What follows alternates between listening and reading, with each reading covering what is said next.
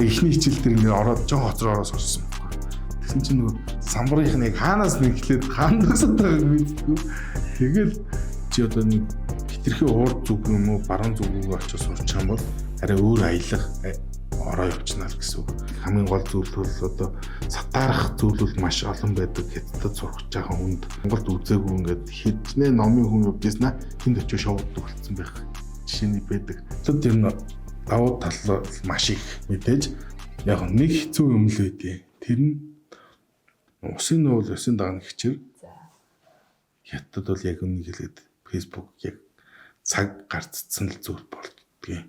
Би чинь бүтэн хаа гэдэг юм байхгүй. Бүтэн хаагаар ярьдаг хятад хэлээс яг зөв ихнээс нь сурах хэрэгтэй. Тэгэхгүй Монгол хүний давуу тал нь бол ерөнхийдөө аль ч улс оронд юм уу байсан тухайн одоо хийж байгаа ажил сургууль юмда айгу хурд нэг ингэдэг юм ерөнхийдөө учрыг нь олцоо чаддаг сэргэлэн тэмднүүлэхээс дутж байгаа Монголыг бол харж байгаа байхгүй би. Саний ярьсан бүх юмнуудыг нийлүүлээд яг нэг хүнд би яг зааж өгч ирсэн. Би одоо найзын хуваар ингээд те амьсаж ингээд угаагаад ингээд ийм төв аав, ийм сав аав. Савн чи хүртэл дотроо ийм төрөлтэй байгааг ингээд нөө танин мэдхгүй хичээл ингээд найздаа орж гисэн л да гадаад найздаа. Хятад улаан дипломт төгссөн хүн бас гэхэр л ерөөхдөө ойлгомжтой байхаа улаан диплом. Сайн уу, Дөх байна. Энэ удаагийн дугаарт бүгдөө 10 жилээ төгсөх гэж байвал мэргэжлээ сонгож байвал анхаарлаа хандуулаарай. Зочинтой байгаа миний найз Гомсөрөн бид бүгд өнөөдөр урд сурах талаар Бээжин хотод сурах, их сургуульд сурах ямар байдаг давуу болон сул талын талаар мэдэж авах болно. За миний өөрийгөө танилцуулаад. За сайн байна уу төлөвний үзэгч нартай энэ өдрийн мэндийг хүргэе. Тэгээд өнөөдөр найзын урилгыг аваад Хятадд сурсан одоо туршлагаасаа хуваалцгаар ирлээ. Би 14 онд 10 жилээ төгсөөд 5 жил Бээжин хотод Бээжингийн технологи инженерийн их сургуульд сэтгэл судлалаар сураад төгссөн. Одоо яг урд сурахын давуу болон сул талын бүр ингээд маш тод томруунаар хэлмээр байгаа хгүй. Ерөнхийдөө яг энэ улс сурахад давуу тал нь ингээд байт юм байна. Сул тал нь бас ийм юм байт юм байна. Ер нь энэ анхааруул зүгээр юм байна гэд. Тэгж нэг юм бодит амьдралын туршлагаас би бол хуваалцах сонирхолтой байгаа учраас өнөөдөр чамайг урьж авчирсан. Тэгэхээр чиний хувьд оюутан байхын Хятадд Бээжинд оюутан байхын давуу тал нь юу юм? За сул талууд нь юу байсан талаар хуваалцаж. Давуу талууд нь бол ерөнхийдөө Хятадд ер нь давуу тал маш их мэдээж маш ойрхон мэдээж одоо нөгөө яг нэг хэцүү юм л байдیں۔ Тэр нь одоо нэг ажил хийх талын юм дээр аюу асуудалтай байдаг Хятадд. Яг өөрөө л ажил олно гэхэд тухайн ажил маань маш бага цалингийн юутай байдаг. Тэгэхээр ерөөдөө хүн хүнээсээ л болно. Мэдээж одоо шатар сайн тоглодог ч юм уу эсвэл хоол сайн хийдэг ч юм уу нарийн юм сайн хийж чаддаг юм бол тэр хүн маань ажил хайхад бол олдохгүй байх хүн золон байхгүй ерөнхийдөө бол ажил олддог. Тэгтээ ерөнхийдөө яг цалин мөнгөний тал дээр бол маш бага байдаг л гэдэг л байдаг. Тэгээд давуу тал нь ерөнхийдөө базаад хэлэхэд урд маш ойрхон чи хөлөөрөө ороод хөлөөрөө гараад ирчихэж байгаа газар сурж байгаа энэ маань одоо маш олон бизнесийн чиний хажууд одоо шин санаанууд ингэ хажууд чинь байж идэг тэдгэрийг анзаарах хэрэгтэй. Тэгээд ер нь бол оюутан байх цаг хугацаанд яг нөгөө сайн аялал маш олон юмнуудыг мэдэж аваад өөртөө бас хоригдлуулах боломжтой гэдэг. Хятад бол нөгөө газар зүйн байршлал газар зүйн хувьд бол маш том газар байдаг болохоор баруун хойд урд зүүн гээд бүх газрын соёл нь хондоо байдаг болохоор олон аялж үзээ дотоод юм мэдэж авахд бол үйлдвэр болон шүү тийм юмнууд бол зөндөө байдаг.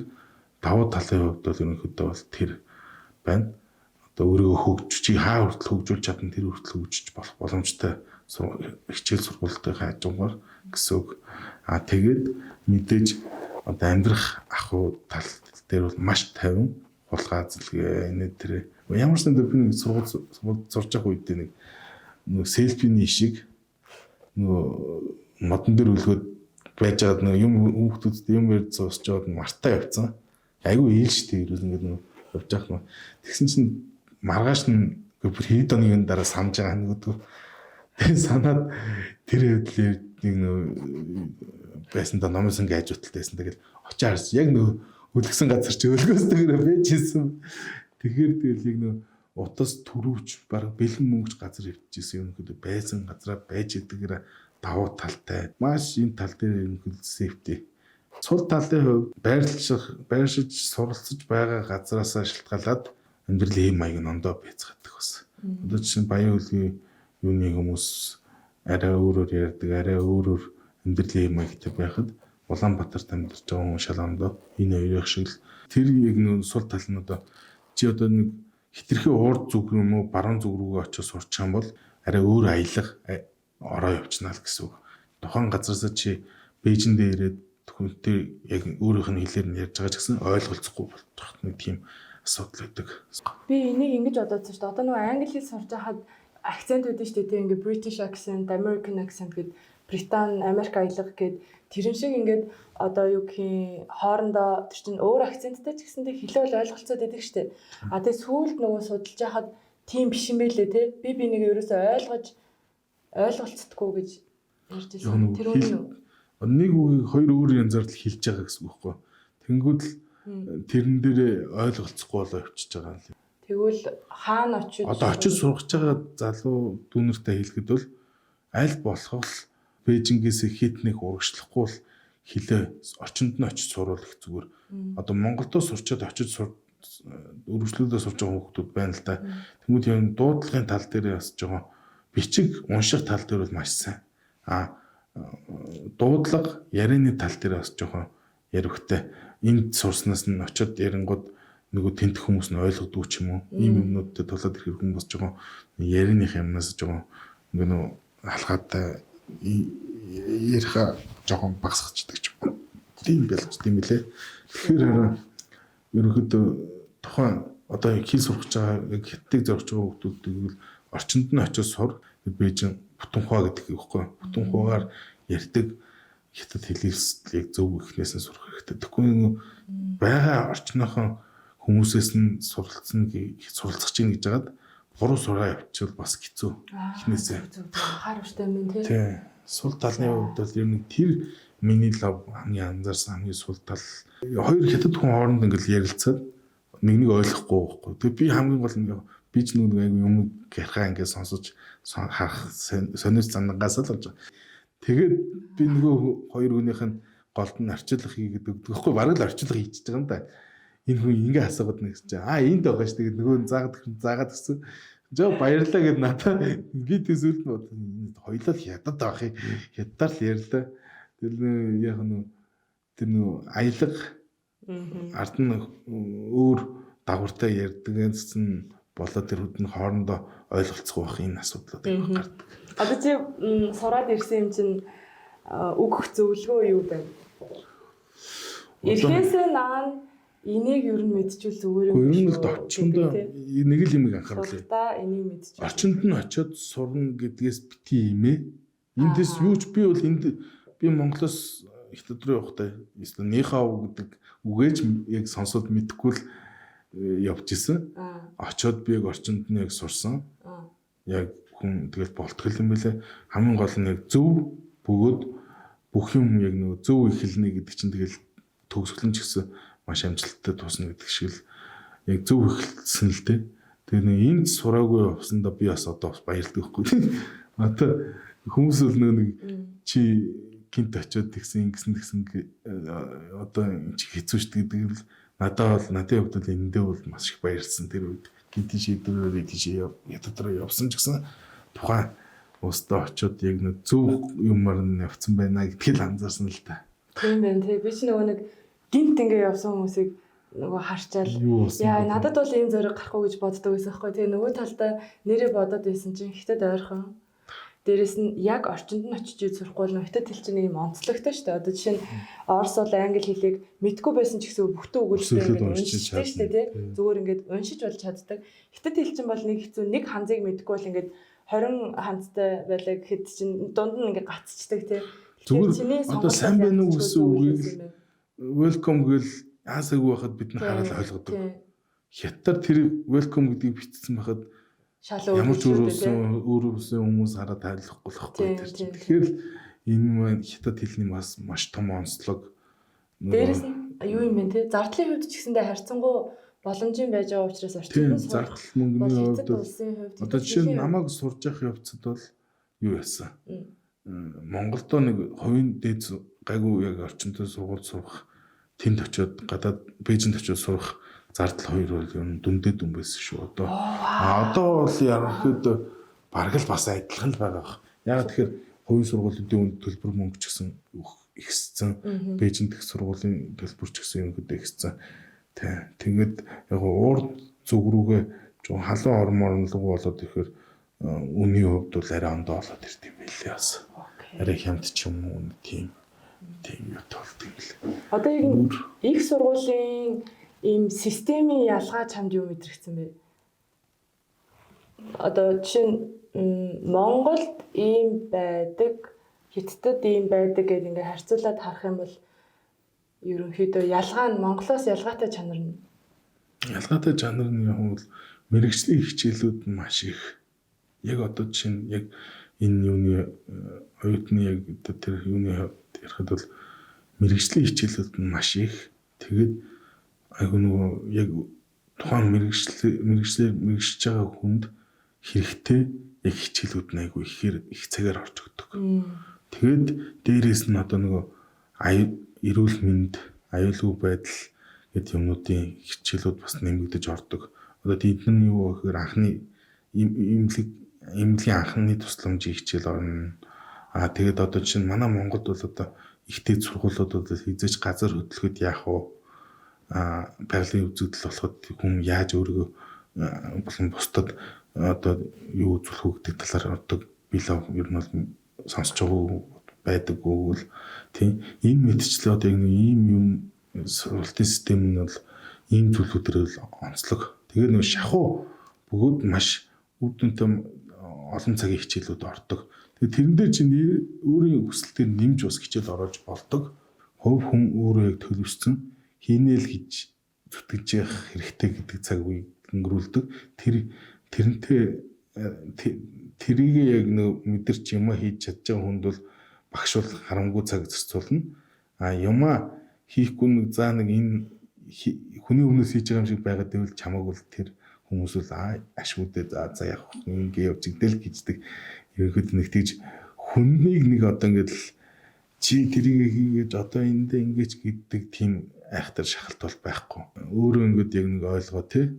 Би сурна гэсэн хүнд бол тэр хүмүүс бол хангалттай тусалж дэмжиж суралцах юм дээр нь бол явж байгаа. Чи жишээ өгөхөд одоо оюутны нэг өдөр яаж өрнөдөг вэ гэд сая сонсоход өглөө 8-аас орой 9 хүртэл гэдэг бол 10 цаг хичээл хийн гэдэг бол миний хувьд төсөөлөхгүй байхгүй. Миний орчин шал өөрөөс нь болохоор тэгэхээр за яг ингээд зураглаад жишээ нэг татаад өгч. Жишээ за зураглаад нэг өдөр заавал босох юм.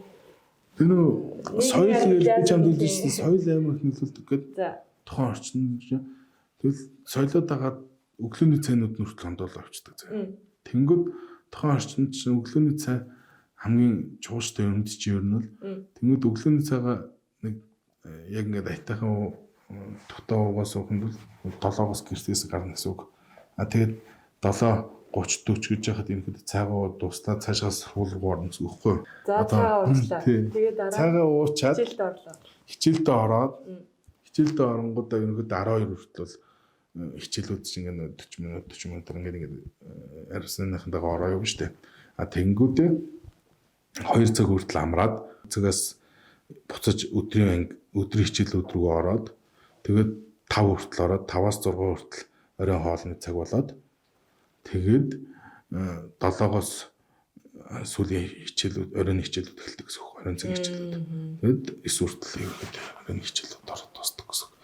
Тэгээд яг нь өдөр болгон ийм шахуу байхгүй л тий.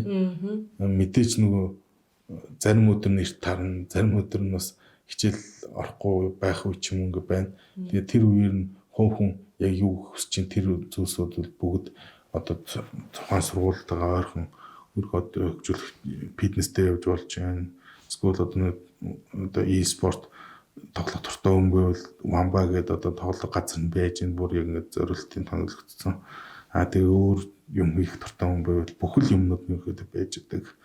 Тэгээд нийгмийн талдаа одоо Хятадд бол би хамгийн анх удаа очичвал 2019 онд тэгээ тэрнээс нанд ч юм бол дандаа дамжин өнгөрч ирсэн байхгүй. Тэгээ надад бүр шал өөр ийм улс дотроо бүр ийм ертөнц эзэнт гөрөн санагдсан байхгүй. Зүгээр одоо бидний Facebook, Instagram, Gmail бүх юмнууд ажиллахгүй тий. Зөвхөн WeChat ажиллана. Тэгэхээр нөгөө яг тэрнтэй холбогдлолтой за одоо нийгмийн сүлжээ ер нь хүрээлэл гэх юм уу да тий оюутны хүрээлэл одоо тэр хэр байдаг вэ нөгөө найз нөхдөд болох гэх юм хэлсэн. Хятад сурч байгаа дүүнертэй нэр анхааруулж хэлэхэд бол ер нь бол юу яачлах зүгээр усын нуул усын дааны хичээр. Үнэхээр л Facebook тий Хятад бол яг үнийг хэлээд Facebook яг цаг гарцсан л зүйл болдгийг. Би бол ерөнхийдөө аль болох хятадын дотоодынх нь өөрийнх нь одоо тий Facebook шиг аппликейшнуудыг хэрэглээд адилхан аппликейшнуудын хаан улсынх нь аппликейшнуудыг хэрэглээд амжирсан. Тэгэхэд бол ерөнхийдөө бол хүнд бол нэг тийм хэцүү зүйл байгаагүй. Тарин ч бүр ингээд чиний сайн асууж байгаагаар найз нөхдөд болно, гадаад найз нөхдөд, хятад найзууд толонтой болно. Тэгээд тэднэртэйгээ цагийг илүү одоо нөгөө тэднэртэйгээ илүү нөгөө ойлголцож илүү тэднэртэйгээ адилхан чи юм хэрэгжилж байна гэдэг чинь тэдний нөгөө хүрээлэлд ороход ч гэсэн амархан болно гэсэн үг байхгүй юу? Би үл чинь одоо ингэ сурч байгаа явцдаа бол хүмүүсийг ийм маяг руу орох биш. Хүмүүсийн ийм маягийг өөрийнхөө ийм маягийг хүмүүс ямар сэндээ суулгаж сурж байхдаа яасан л да. Тэгэл одоо жишээнд найз нөхдөд болоод тэнгууд нэг групп үүсгээл тэр хятадын групп дотор нь штэ. Игээл нөгөөдөл чинь чадахгүй мэдхгүй юм зааж өгөөл одоо шинэлэг миний хийж байгаа юм болгон тэд нар шинэлэг сарагдж байгаа л гэсэн үг л дээ. Тэгээ ингээд явсан. Тэгээд янгууд найз нөхөд олонтой болсон. Одоо тэр тухайн улсынхан Facebook-ж эргэж ийна гэхээр чинь тэндээс бас тэр улстай яг юу болж байгаа мэдээллийг 100% авч чадна гэсэн үг. Facebook-с бид нар хятадд юу болж байгаа мэдээллийг төдийлчнээ авч чаддгүй шүү дээ. Тийм болохоор яг одоо явж байгаа одоо ингэж байгаа хүмүүсийг either VPN одоо энэ TravelSim гэл 9 шидийн аргууд байна л да. Эдгээр илүү зардал гаргаж яхаар хэл сурж явж байгаа хүн бол тэнд тэтгэрийнхээ эдгэлж байгаа Kiko, WeChat, Youku гээд YouTube ингээд эдгээр орлуулсан өөр тэр аппликейшнуудыг хэрэглээд тэр орчинд нь ингээд ороод амьдраад үзэх юм бол илүү их таны сургаж байгаа юунд чинь нөлөөлөл шүү гэж л хэлээ. Оюутан байж хаад ингээд анзаарч хардсан шүү дээ тий. За энэ улсын оюутан тийм байна, ийм байна. За Монгол хүний нэг төрөлхийн давуу чанар нь ч юм уу ялгаа нь юм байдаг гэл нэг анзаардаг. Чиний хувьд юу гэсэн бэ? Ерөөдөө Монгол хүний давуу тал нь бол ерөөдөө аль ч улс оронд юм уу байсан байхад хурдан тасна нөхцөж тухайн одоо хийж байгаа ажил сургууль юмда айгу хурдан нөгөө ингээд юм ерөөдөө учрыг олцоо чаддаг давуу талтай. Тэг ямар нэг юм хийхдээ сэргэлэн тэмднүүлэхээс дутж байгаа Монголыг бол харж байгаагүй би. Тэгэхээр ерөөдөө бол монголчуудын хувьд бол тэр бол маш том давуу тал.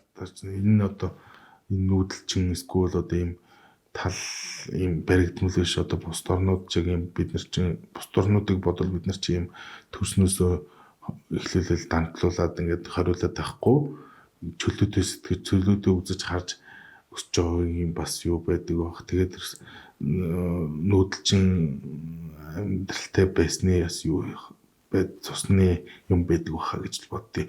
Яа тэгэхээр ч одоо дэлхийн талыг бараг эзэлсэн цус биднэрт яваа шүү дээ. Одоо мэрэгжил сонгох тал дээр би бол бүр онцолж хэлмээр байгаа байхгүй. Чиний хувьд болохоор 3 удаа мэрэгжлээ сольсон.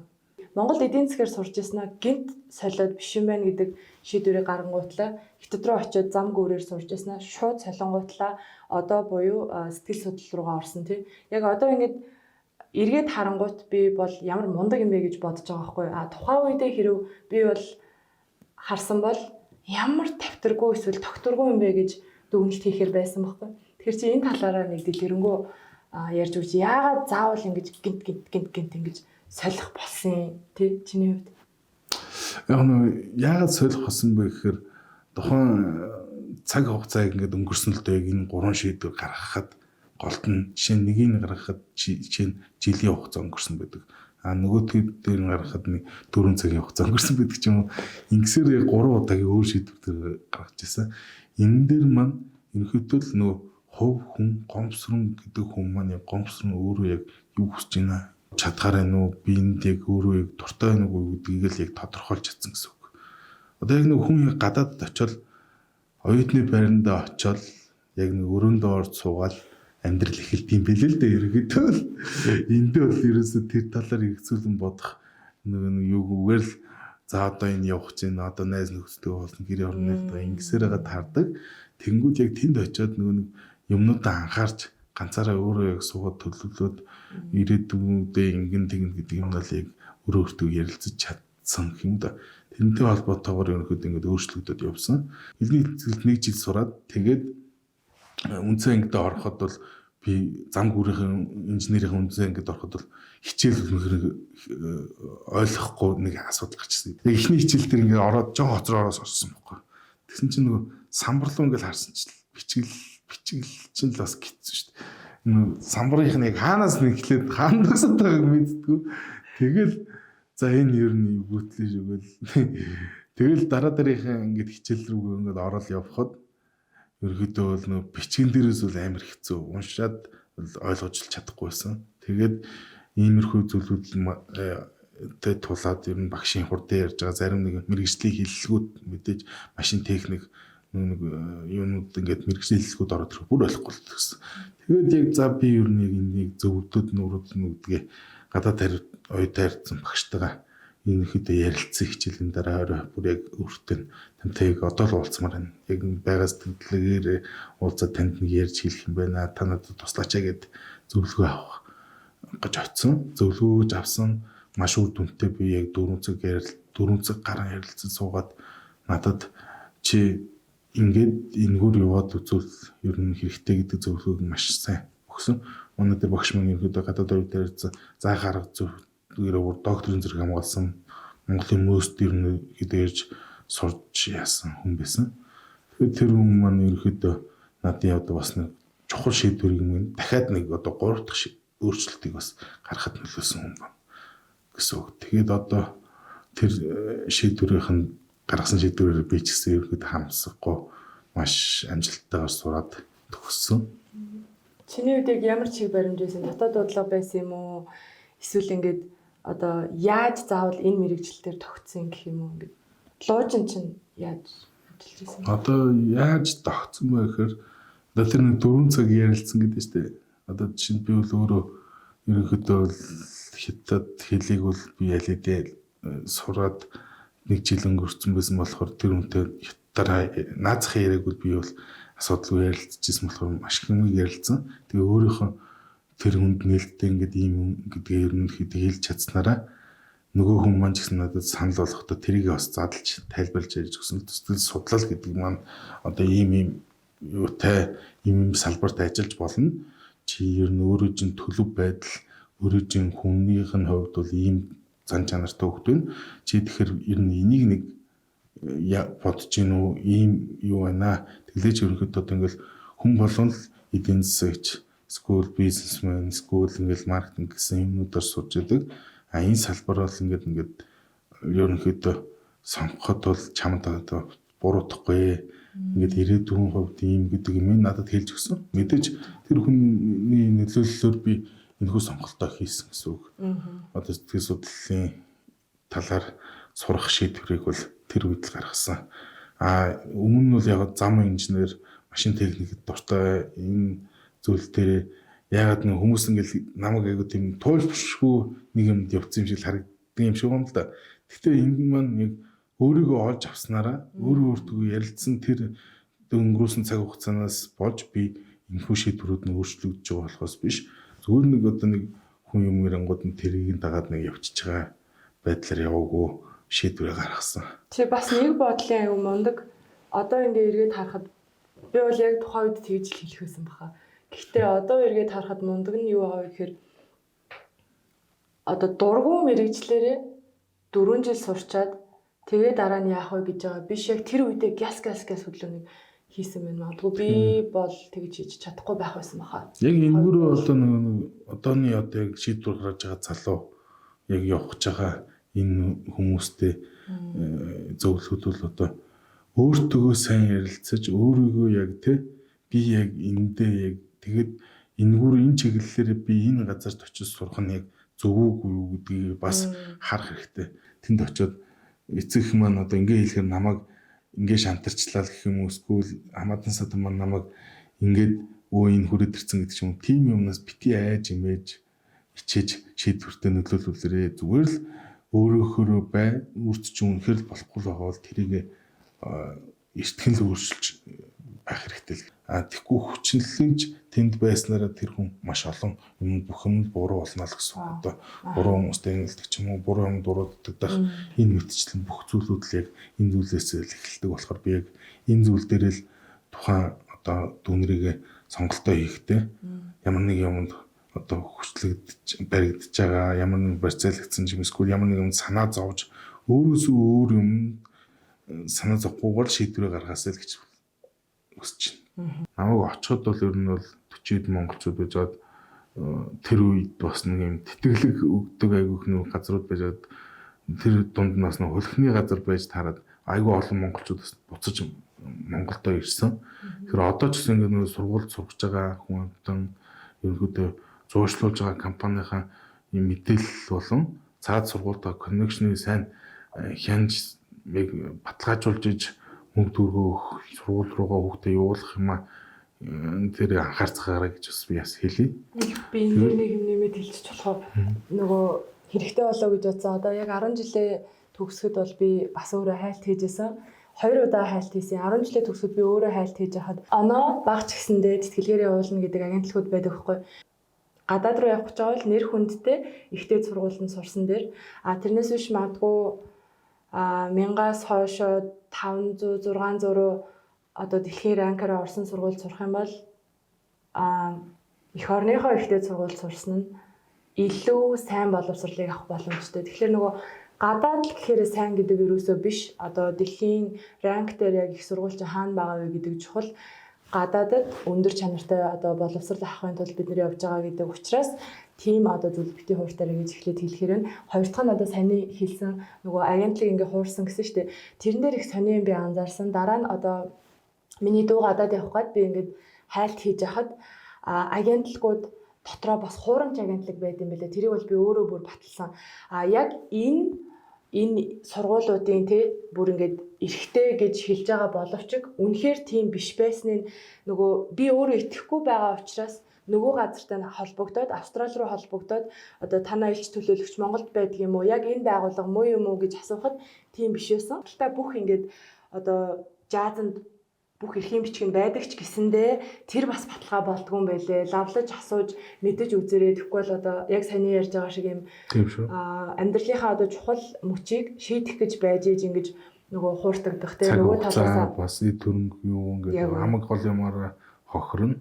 Тэгээ тийм болохоор ерөнхийдөө чимэг саяг ингээдгээр бас санал л да. Одоо нөгөө тухайн газрыг одоо ямар ч юм өгдсөн нэг мэйл хүчээд ч юм нэг гадаад руу шууд залгаад асуучханд бараг нэр хилтэй үнээр ирүүлэл тэр чинь хэцүү ш болцсон болохоор энэ талын юм дээр тэгж сэргийлцгээд ивэл зүгээр хаа гэж бодож байна. 1000 сайхан зураг үзүүлээд сертификат үзүүлээд тэдгэр зүйлсүүд зөв нүд хуурах зүйлсүүд гэдэг л ерөнхийдөө товчхон хэлэхэд л тийм тий. Одоо ингээд төсөөлөл байдаг штэ тий. За нэг иймэрхүү сургуульд очих юм шиг байна гэх. Тэгээд бодит байдал хоёр дээр нэг зөрүү гарч ирдэг тий. Чиний хувьд ямар байсан бэ? Тэрийг бол би яг нэг биеэр мэдэрсэн штэ. Тэгээд тэр нь яасан бэ гэхээр эндээс бас нэг сургууль зуршлаад эхнээд явсан газар маань ерөөс тэгтээ энийг бол нэг өдрийн дотор зассан л да. Өглөөд нь очиод оройн буцаад Бээжинд ирсэн гэсэн үг. Ерөнхийдөө анх бол нэлээд өөр газар очисон, хитмэнд газар очисон. Орчныг нь аль болох үзээд тэр хүүхдээ энд Монголдо байгаас илүү сайжруулж иж тэр хүн тэнд амжилт гаргах нөхөөсөш муутах юм бол гарахгүй шүү дээ. Одоо Монголд бол элдв бүсэн амьд үзэг хүн одоо эсэн шидийн одоо нисдэг амьтантай газар очиж байгаа юм бол бас хэцүү л гэдэг юм билээ. Ер нь л тэгэхээр юу одоо нэг жом гэдэг юм чинь нисээд явж байгаа чинь хүн яг одоо чинь зөвхөн одоо энэ Монголд байгаагийнхэн цаг өөрөөр амтан юу хүрээлэн заван орчныг одоо энэс илүү зав орчин гэж бас одоо хүнд байдаг гэдгийг бас бодохгүйгээр явцдаг юм байд юм билээ.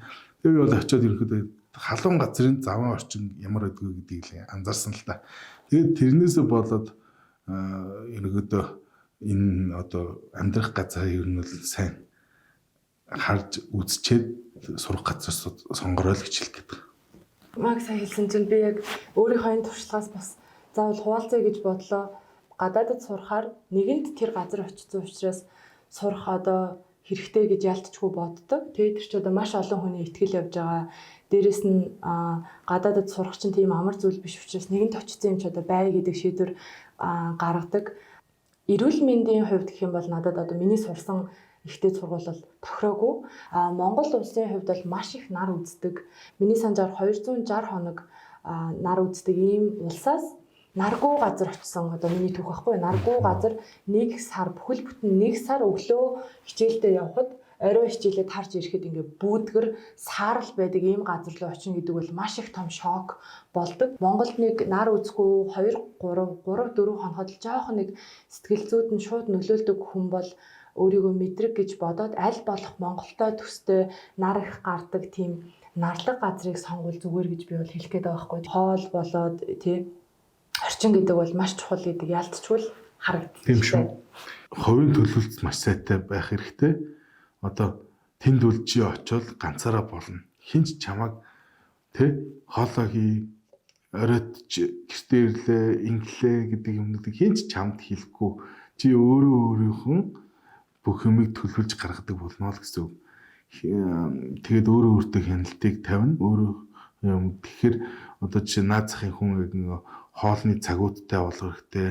Өглөө өдрийн хоол гээд хоолоо хийж сорцсон явах хэрэгтэй мэдээж. Тэгээ хоол нь бэлэн байдаг газар очлоо гэхэд юу ер нь өөрчлөм те хашилдгүй юу идвэл өөрчлөн зогтгийн гэдгээ бас мэддэг байх. Тэгээд ерөнхийдөө хувийн төлөвлөлт сайтай болоод хувийн төлөвлөлт сайтай болох хэрэгтэй. Тэгээд бас хүний арга ивийг олждаг бас нэг ингэн за одоо нэг эцэг эхээ хажууд байхад бол хүн бүл тэрний зовлон мэддэггүй. Ямар нэг хүний ивийг олох шаардлагагүй. Энийг аав, энийг тэгнэ. Окей гэж бүх юм бүтэж явж идэг. Ардаа нь эцэг ч гэсэн зохицуулсан байдаг. За тэр тийм зүйлсүүд байхгүй болоод тэрнийг тэгэл маш сайн бодож явах хэрэгтэй дүнэрмэн. Хамгийн гол зүйл бол одоо сатаарах зүйл бол маш олон байдаг. Хятадд сурах жаахан хүнд. Жишээ нь одоо юу одоо шоудах тэгээд элдв бусын буруу зүйл зуршилд одоо хар тамхи шүү юу гэдэг те юмд уруу татах одоо дан ганц хятад хүн нь үл тэгдгүм гэхэд өөр орны одоо оюутнууд бас байна л да. Тэд нар бас ингээд нэг уруу татах ингэхтэй гэдэг нэг юмд ямар муу зуршилд бол хамгийн түрүүнд л ерөнхийдөө уруу татдаг нөхдүүд байна. За тэгээд шоудахад бол ерөнхийдөө гэвэл Монголд үзээгүй ингээд хіднээ номын хүн явж ийсэн тэнд очиж шоуддаг болсон байх жишээний байдаг.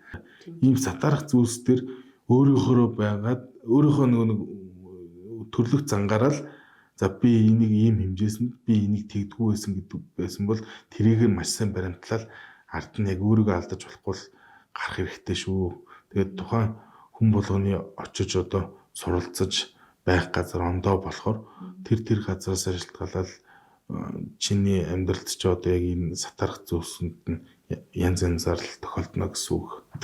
Би энэ хоолны тал дээр дэлгэрүүлээд асууж идэх үү. Яг гэвэл энэ бас нэг чухал хэсэг. Цэдрүү очлоо гэхэд нөгөө хоол таардгүй нэг юм байдаг. Тэгээд амтлагч нь өөр тослог харьцангуй хурцсан гэж санагддаг. Тэгээд тэр тал дээр ямар зөвлөгөө өгөх вэ? Оюутан болоод очиж явахад надад бол яг хамгийн анх хятадд очиход хоол огт таарж байгаагүй. Одоо бол би дуртай болсон. Тэгэхээр хоол их ололцоотой дотор байртай бол тэрэндээ яг анхш яг өөрөө хийгээд идэж чаддаг цайны 3 хоолтой байх хэрэгтэй л. Хоол хийж сурах хэрэгтэй. Өндгийг те ямар нэгэн ингээд асуудал гарахгүй утаа хийж гарахгүйгээр шараад идчихдэг байх хэрэгтэй талхтай байлаад идэхэд өндөгчин бол ер нь бол хоолны хамгийн анхны бүх юм гэж тий өндөг шараад өндөгтэй ямар хоол байна те яг би өндөг гэдэг вөхөр хятад хамгийн гол нь өндөг хамгийн гол нь хямдхан тэгээд ариун тэгээд эрүүл ахуй талтай өглөө болохоор шинэ ирдэг болохоор оюутан байхын нэг юм хөвгчлөлтэй түүхээс хамаалцаад байж. за зөндөл түүхэн шүү дээ. За яг сонгож байгаа хамгийн сонирхолтойг ч юу вэ? За хамгийн сонирхолтой юм бол одоо тест нэг дүүнер болон явж байгаа хүмүүс сонирхолтой юм бол одоо нэг юу байна л та саний ярьсан бүх юмнуудыг нийлүүлээд яг нэг хүнд би яг зааж өгч ирсэн. За.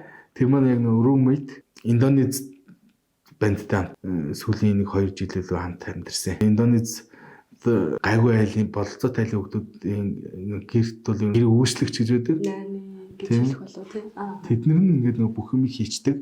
Одоо хүний өдөр тутамдаа хийх ёстой бүх ор хураахаас хэлүүлэл ерөөс ингээл бүх юм хийж өгдөг. Тэгээд нөгөө хүүхэд маань яг тэгж амьдраад өссөн хүүхэд маань гинт нөгөө хятад руу сургуулаад сургууль дээр ирээд сурсан чинь нөгөө нөхөр маань ингээд би нэг өдөр ингээд хүүхдгээ арай ингээд найзууд болоод нэг өрөөнд нь хоног орсон чинь яг өрөөнд оронгод ингээд хажуудлан болон байдаг. Тэр болон дээр ингээд овоорс их ингээд оймсож яг ингээд овоорс гэдэг нь яг 30 өдөр өмсгөл оймс байна л да ерөнхийдөө. Шинэ оймс. Шинэ одоо өмсөд тайлал ингээд яаж байгаа хоёул нэгдэл нь нэгдэл нь ингээд хожин хасэдтэй хийцэн. Тэгээд ингээд асуусан чи энэ юу олон оймсыг асуусан чи энэ миний өмсөд хэрэгсэн энэ цэвэрхэн оймс гэдээ хэлж ин л та.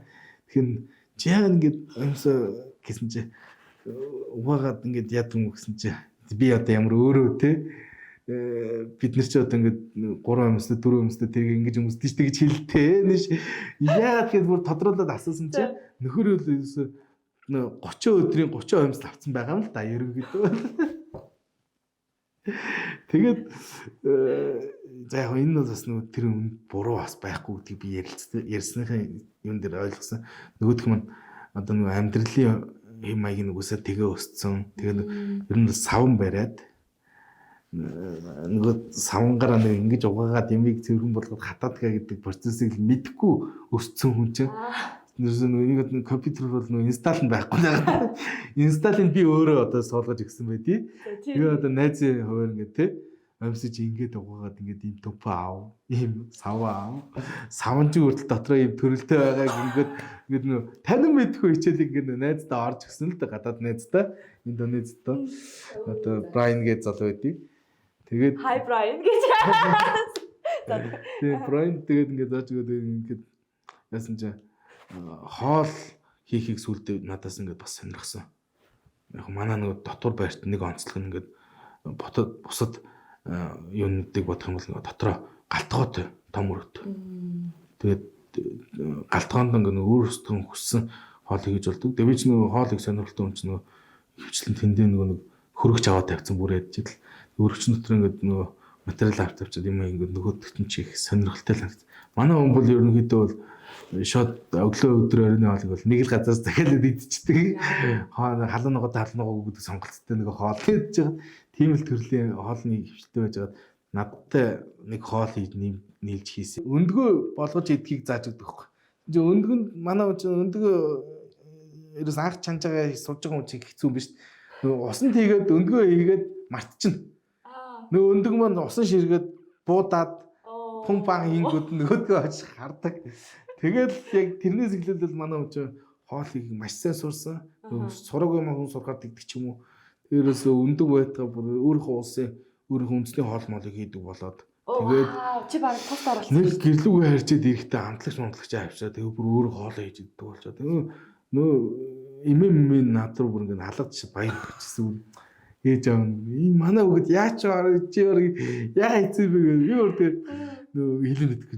Зүгээр. Нөгөөх маань хүнсний захыг маань ерөөсөө антхай байцсан. Тэ нөгөө хүнсэнд явъя гэж нэг өглөө яаж ч нэг чи үүрийн зах гэж байдаг. Өглөө 4-өөс нэг өглөө 7 хүртэл ажилладаг ч юм уу ингэ зам дээр гарч идэг зах байдаг. Хүнстэй зах. Тэнгүүд нөхөр нөгөө хүнс тэндээс ер нь бол зах дээрээ зардгаас дахиад хямд авч болдог байхгүй. Тэнгүүд органик байдаг бас хамгийн гол нь шинээр байж байгаа бүх юм.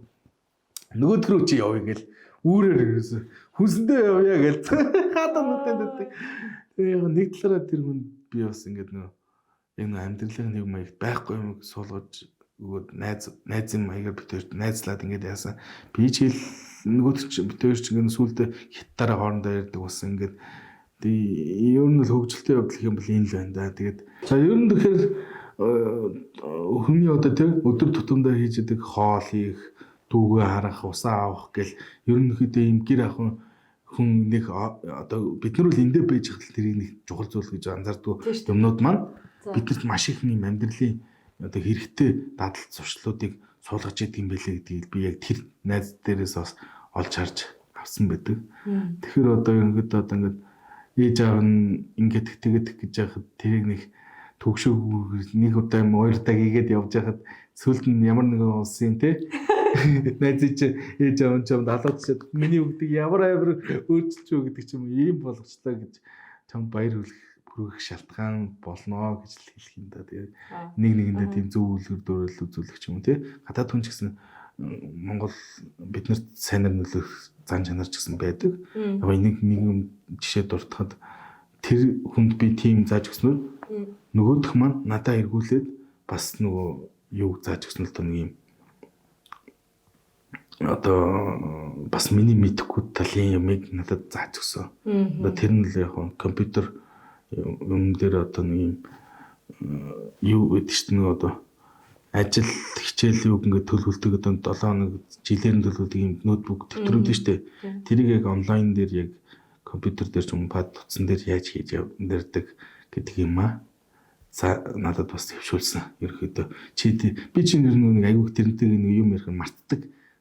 Мартаад нөгөөх нь нөгөө намайг нэг төр жишээ нь бүтэн өдөржингөө хүлээсэн байх жишээ тийм би нөгөөдөө тэгээд нөгөө бичиж тэмдэглэх жишээ. Тэгээ одоо нэгэндээ ингээд нөгөө өгөж аваатай л яаж байгаа юм л да сайнаар л үлгэр дуурал болж байгаа. Миний зэр нь сургуулаа яг хэр төгссөн би өөрөө хэр сурсан хэр шороотгсон гэж бодож байна. Ер нь бол өстой хангалттай сурсан одоо өөрийгөө магтахынд одоо ерөөдөө бол маш сайн амжилттай яг өөрөө хүссэндээ сурж төгссөн гэж бодсон. Хятад улаан дипломтой төгссөн хүн бас гэхэр л ерөөдөө ойлгомжтой байхаа. Улаан диплом гэдэг нь ерөөдөө дипломноос гадна шилдэг оюутан одоо орон орны оюутнууд дундаасаа шилдэгээр тодорч тэгээд одоо сурлага тэгээд бүх юмараа л гэсэн үг юм итгэх хөрөөл бүх юм дээр л энэ оройтой байж чадсанаар өгдөг тийм юутай сертификаттай төгссөн. Анхнаасаа л би яг энэ амжилтанд хүрнэ л гэж ер нь сургуулийн амжилттай дуусна гэжсэн боловч тэрнээсээ илүү амжилттай надад хувьд бол дуусгаж чадсан гэж би өөрийгөө бодож байгаа. Тэгээ ямарсанд диплом авч байхдаа л хүн яг нэг би өөрөөж гайхсан л да.